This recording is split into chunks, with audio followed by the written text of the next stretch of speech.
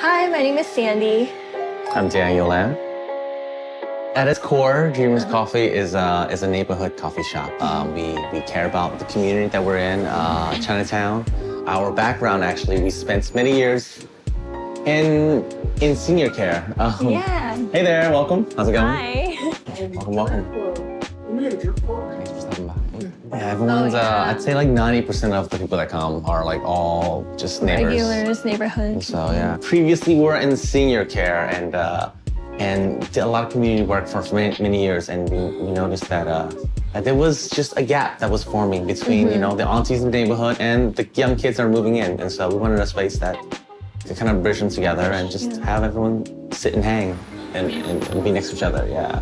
A lot of names on our mood board. There wasn't a mood board, it was just us hanging out. Like just like throwing names out there, but Dreamers really like stood out to us. Like we want to have a space where people can come in and like plan out their day or their week or even their year, like to dream with us.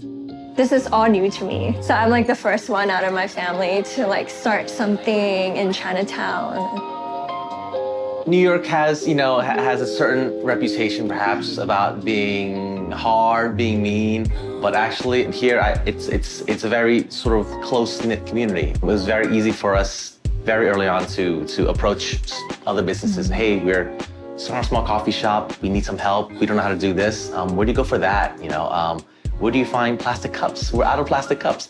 And just a lot of shops around here were very open Very and helpful very quick to help us. Yeah. We really tried hard to like try to source everything like south of Houston, just all within the area.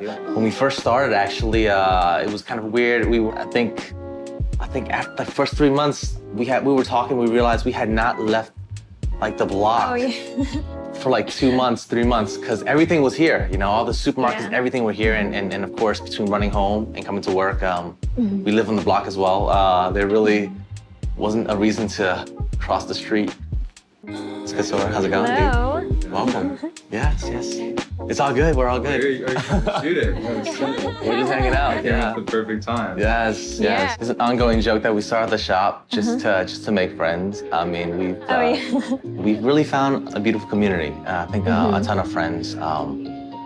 Sandy's birthday's coming up, and it's and the invite list is massive, and it's I don't know. I think we really found a family here, you know. When people come and move into the neighborhood, we're often the first stop. See them excited to sign their lease, get the keys, and we've seen a lot of neighborhood residents move out too. And on their way out, they stop by and say, you know, their goodbyes and keep in touch. And we almost feel like the doorman of the neighborhood or like a concierge for the area. And so it's been quite an honor. It's been nice. And most of our guests here are actually our neighbors. And so we have a lot of unconventional, I mean, I'm not sure if it's standard coffee shop procedures, but we have keys for a lot of like customers, apartment keys, because some of them have, you know, are perhaps a little more forgetful and lose keys often. And so we have a couple keys. There's a lot of nuances in the neighborhood. It's not just dumplings. There are a lot of dumplings. Great dumplings and great noodle soups, but a lot of small businesses that that have been here for a long time that are often missed. A lot of really cool like Malaysian beef jerky spots. Or just really like neat, you know, cuisines. Young businesses like ourselves, come by, check it out, because it's vibrant.